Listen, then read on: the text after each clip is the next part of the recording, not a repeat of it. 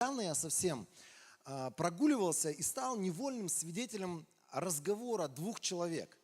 Знаете, я ходил с собакой, у нас там канальчик такой есть, и вдоль канальчика поставили такие приятные лавочки, они с навесами, эти лавочки. Причем навесы такие затемненные от солнца, и даже когда дождик идет, там всегда люди тусят, когда солнце, там тоже иногда люди бывают.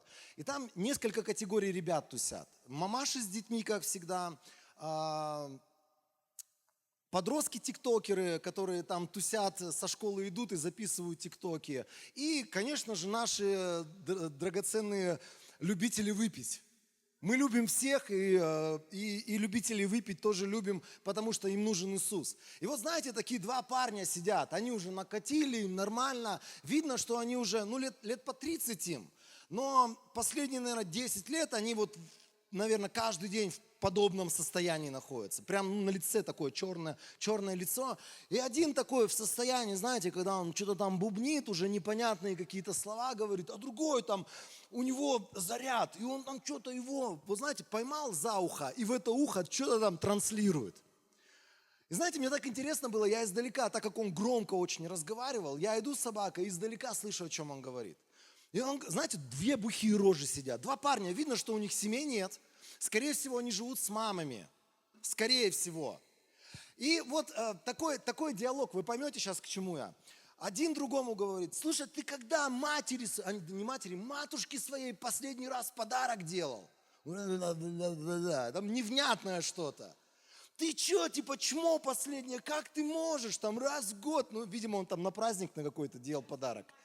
И он, знаете, там типа, мать, это святое, вот напился, такой прям, мать, это святое, самые дорогие подарки, какие только возможно. Вот прям, знаете, вот, если бы ты не видел, кто это говорит, ты подумал бы, вау, это, видимо, какие-то любящие сыновья своих родителей. И он там просто один перед другим распинается, и тот там что-то поддакивает ему, он говорит, вот все, что возможно, там вот ты, например, себе джинсы за 1000 купил, матери подарок за 5 сделай. Вот там, и вот знаете, вот со стороны так интересно это слушать. И я иду и думаю, надо же, вот что бы хотела их мать, мне интересно узнать. Какой подарок бы мать от них ожидала? Да она бы сказала, сынок, для меня самый большой подарок будет, если ты перестанешь бухать просто. Я буду самой счастливой теткой на земле. Я сама тебе денежку дам. Согласитесь? Я представляю эту женщину, скорее всего, она уже умоталась с ним. Уже она изо дня в день видит эту пьяную личность, да, которая приходит, и он там демагогию какую-то разводит. И, может быть, там он подарки какие-то ей дарит. И я представляю сердце этой матери. Она думает, да зачем мне твои эти подарки? Мне не нужны твои подарки. Я хочу совсем другого от тебя. Знаете, мы как христиане иногда с Богом такую же штучку проделываем. Мы придумываем, что Богу нравится, что Богу было бы приятно, и делаем ему подарки, от которых он вообще его никак не трогает это. Вы понимаете? Мы иногда делаем что-то, иногда мы в таком вот этом делании чего-то находимся, что мы даже не заботимся о том, чтобы узнать, Бог, а что ты-то хочешь? Вот что бы ты хотел, какой ты подарок хочешь? Вот как бы ты хотел, чтобы я тебе угодил? Мы многие думаем, что вот мы столько движухи создаем, вот помните, мы говорили про харизматическую церковь и пророческую церковь. Вот харизматическая церковь не все. Я говорю о крайностях, я говорю о крайней харизматической церкви. Есть взвешенные ребята, слава Богу, они на середине находятся. Но крайняя харизматическая церковь, это главное, чтобы движуха была. Вот главное, чтобы ты дорогой подарок матери принес. А то, что мать хочет, чтобы ты в чем-то изменился, тебя это не волнует. Точно так же и с Богом у нас. Знаете, когда мы говорим вот о том, что Бог разговаривает с нами через Слово Божие, Он говорит через помазание или Духом Святым внутри нас, Он говорит через людей, Он говорит через дары Духа Святого. Мы столкнулись с этой темой о харизматической проповеди, о харизматической церкви и пророческой церкви. Мы должны стать пророческой церковью. Церковь, которая знает сердце Божие. Церковь, которая знает, что хочет Бог от меня. Церковь, которая не просто дарит ненужные подарки. или бубнит там что-то в ответ, непонятно вообще что, а которая думает, спрашивает, узнает: мама, что ты хочешь? И может быть она скажет: сынок, да я хочу, чтобы ты вечером приходил счастливый не от бухла, а приходил счастливый от того, что ты возвращаешься к маме своей, общаться с ней снова. Я пока думал снова там про всякие разные вещи о харизматической церкви, о пророческой церкви, мне на ум пришли три схемы, как сегодня церковь существует, как сегодня церковь живет. Первая схема – это когда, знаете, вот мы находимся, как я уже говорил, в движухе, и нас вообще Отец не волнует. И это то, что написано в Евангелии, там какое у нас Евангелие? Евангелие от Матфея, 7 глава. Там Иисус говорит такие слова интересные. «Не всякий, кто говорит мне: Господи, Господи, войдет в небесное царство, но лишь тот, кто исполняет волю моего небесного Отца. Многие будут говорить мне в тот день: Господи, Господи, да разве мы не пророчествовали от Твоего имени? Разве не изгоняли Твоим именем демонов и не совершали многих чудес?» И 23 стих. «Но тогда я отвечу им: я никогда не знал вас. Прочь от меня, беззаконники». Здесь он общается с ребятами, которые в движухе. Церкви открываем, больных исцеляем, бесов выгоняем. Потом приходим, а Господь такие вещи говорит: а я не знаю, кто ты вообще. Жесть! А ты кто? Ну я же сын твой, я же столько всего делал, я же в такой движухе находился. А Бог говорит: ты хоть раз удосужился просто прийти ко мне, поклониться мне, почтить меня, просто к моему сердцу прильнуть сердцем своим, ушами своими прильнуть к моим словам. Ты хоть раз удосужился просто пережить меня, встретиться со мной. Второй вариант, знаете, это вот больше похоже на такую харизматическую церковь. Есть другая крайность. Евангелие от Иоанна, 15 глава, у нас другое место Писания есть. Это вот то, что связано, есть такое понятие, или богословское течение, называется кальвинизм. Если Кыргызстан захочет, если Бог захочет, чтобы Кыргызстан покаялся, он сам спасется. Есть, знаете, это анекдот старый. Сколько нужно харизматов для того, чтобы поменять лампочку в собрании? Есть варианты ответа? 100, надо много их, потому что один будет менять, а 99 будут связывать дух тьмы и провозглашать свет на этом месте. Движуха же должна быть, они же должны как-то вот в движухе находиться. Сколько нужно кальвинистов, чтобы поменять лампочку? Ни одного, потому что если Бог захочет ее поменять, она сама поменяется. Он найдет возможность поменять. Вот здесь написано, Иоанна 15 глава: «Я лоза, а вы ветви. Кто находится во мне, а я в нем, приносит много плода. Без меня вы не можете делать ничего». 16 стих. «Кто не пребывает во мне, тот подобен ветке, что выброшена вон и засыхает. Такие ветки подбирают, бросают в огонь, и они сгорают». И 17. «Если вы будете во мне, и если мои слова будут в вас, то все, о чем бы вы ни попросили, получите. Если вы будете приносить богатый урожай, если вы будете моими учениками, то мой Отец будет прославлен». Там еще, есть один стих. 7-8. Вот здесь, знаете, интересно, многие ребята вот с этой кальвинистской закваской, я не против, поймите, не против течений, движений, деноминаций. Просто есть крайности у церкви. Есть церкви супердвижниковые, когда они делают то, чего Бог от них никогда не ожидал, чего Бог не хотел от них. А есть церкви, которые они зацепятся за это место Писания и говорят: я пребываю в Иисусе. Мне главное молиться, мне главное поклоняться Богу, мне главное делать все, чтобы внутри меня было Бога много. А плод, он как-то сам собой разродится. И люди говорят так всегда. Я слышал это не один раз. Они говорят: вот вы видели, например, когда яблоня там плодоносит. Она же весной не думала: вот, хочу плодоносить. Вот, она сама по себе как-то плодоносит.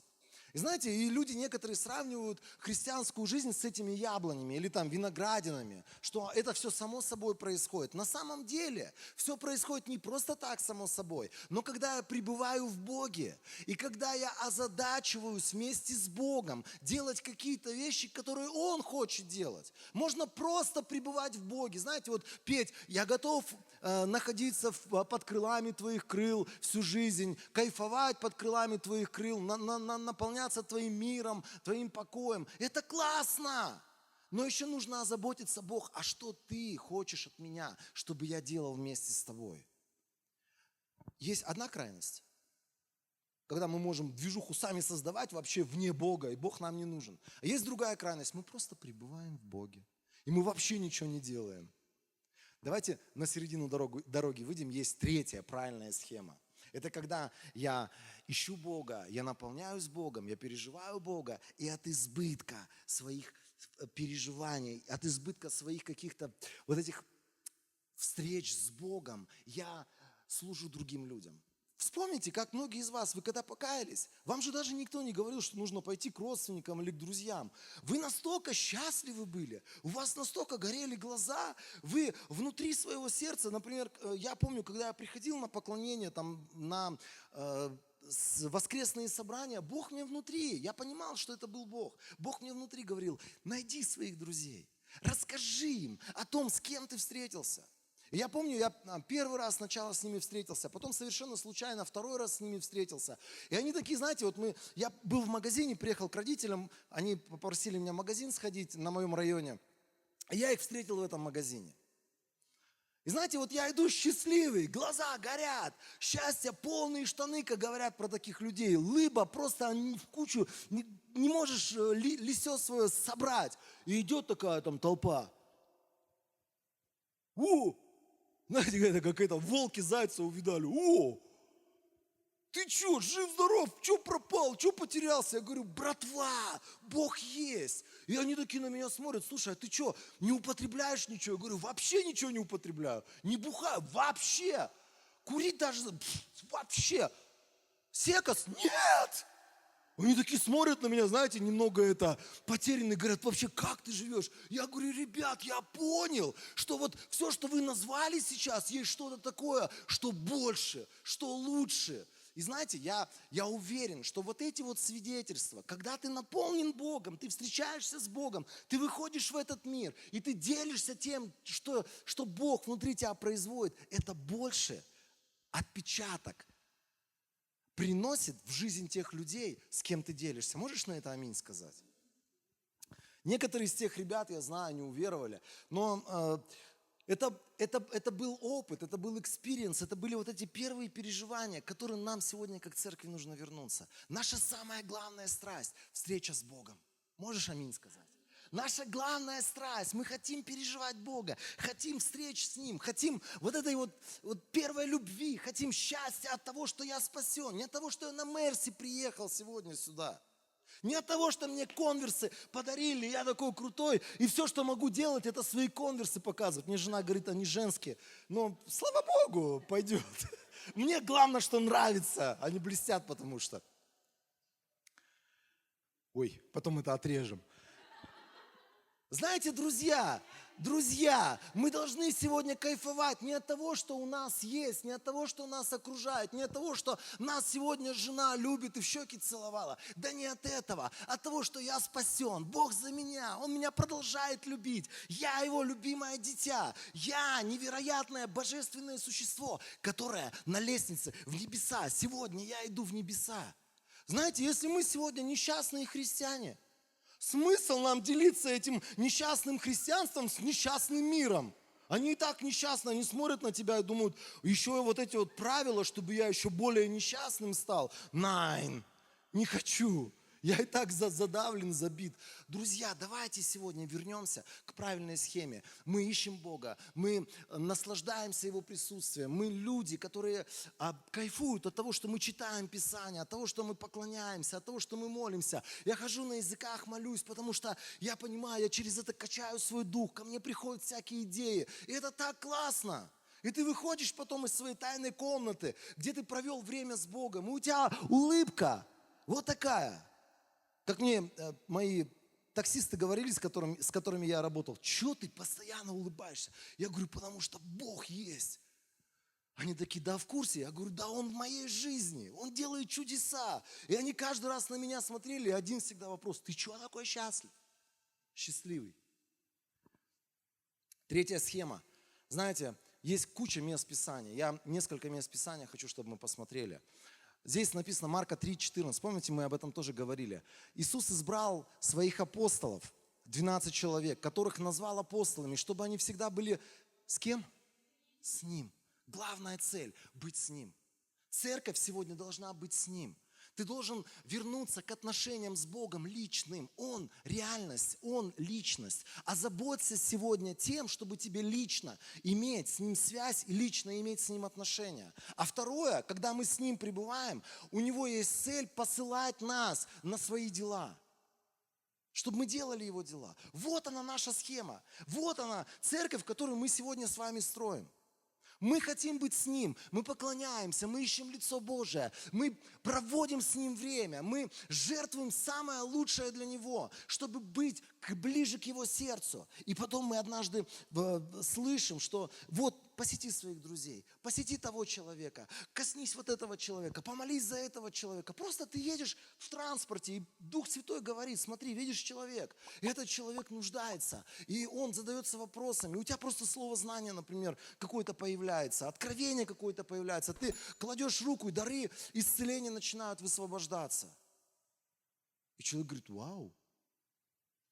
Помните, я историю рассказывал, и это истории, которые происходят, вот они в естественном плане. Мы молились, мы хотели дом в свое время поменять, и мы молились, и у нас появилась идея там поехать в одно село и купить дом в пригороде Бишкека, да, в селе в одном. И мы приехали туда, мы приехали дом покупать, а там вышла женщина с ребеночком, и ребенок весь, аллергия у него была страшнючая. Он не спал, не ел, он плакал, весь в каких-то волдырях, весь замученный. Я говорю, знаешь что, сестра дорогая, женщина дорогая, я говорю, я сейчас положу руку на него, и этот человек исцелится. Она такая на меня смотрит. Я говорю, я верующий, да-да-да, я верующий. Она опять такая смотрит на меня, Иисус есть, Он хочет его исцелить. Вроде дом приехали покупать. Мы с ней поговорили, дом нам не понравился, я возложил, это потом он нам не понравился. Я возложил, помню, руку, и мы уехали. Потом мы там о цене разговор вели, снова я приехал, она такая говорит, ты прикинь, вон он, все, очищен там, чистенький, гладенький, красивенький, бегает, счастливенький. Я говорю, слава Богу, это возможность нам сегодня проповедовать Евангелие. Евангелие, которое естественным образом из наших отношений с Богом вытекает. Аминь.